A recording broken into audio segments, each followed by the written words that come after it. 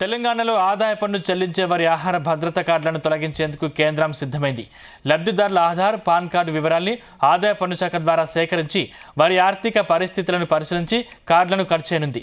ఖరీదైన వాహనాలు కలిగి ఉన్న వారికి రేషన్ బంద్ కానుంది. 83,545 మంది మరణించిన వారికి రేషన్ పంపిణీ జరుగుతుండగా నిబంధనలకు విరుద్ధంగా 135 కోట్లు ఖర్చవుతుంది. పీఎం కిసాన్ డేటా ఆధారంగా 52,339 మంది ఆదాయ పన్ను చెల్లిస్తున్నట్లు తేలింది. 5,866 మందికి 15 ఎకరాల కంటే ఎక్కువ భూమి ఉండగా రైతు భరోసా ద్వారా ఏటా వీరికి 1.50 లక్షల ఆదాయం వచ్చింది. రాష్ట్రంలో రేషన్ కార్డుల సంఖ్య 1.05 కోట్లకు చేరుకోగా అందులో ఆహార భద్రత కార్డుల కింద కేంద్రం 99.36 లక్షల కార్డులు మంజూరు చేసి ఉచితంగా బియ్యం పంపిణీ చేస్తుంది. ఏటా లక్షల రూపాయలు ఐటీ చెల్లిస్తూ తాము పేదలమని చాలా మంది నెలవారీగా ఉచిత బియ్యం తీసుకుంటున్నారని గత 2 ఏళ్లుగా ఫిర్యాదులు అందుతున్నాయి.